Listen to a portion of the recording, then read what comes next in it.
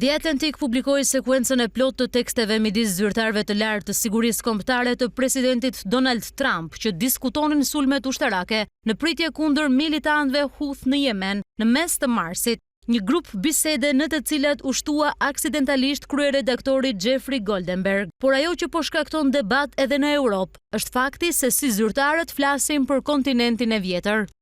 Nëse ti mendon se duhet të veprojmë, duhet ta bëjmë. Unë thjesht e urrej të shpëtojmë Evropën. Le të sigurohemi që mesazhet tona të jenë të kufizuara këtu. Nëse ka gjëra që duhet të bëjmë për të ndaluar sulmet e rafinerive saudite, duhet ta bëjmë. JD, e kuptoj dhe jam plotësisht dakord me urrejtjen tuaj ndaj faktit që Europa përfiton pa kontribuar financiarisht. Është qesharake. Mike ka të drejtë, ne jemi të vetmit në botë që mund ta bëjmë këtë. Askush nuk mund t'i afrohet kësaj që ne bëjmë. Unë mendoj se duhet të nisim veprimin, por POTUS ka edhe 24 orë kohë për të ndërhyrë.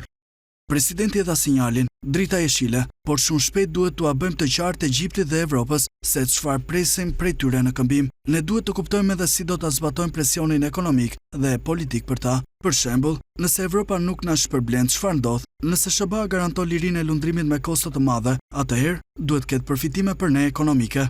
Dakord, fillimi i mbar. Suksese pit për ju dhe ekipin tuaj.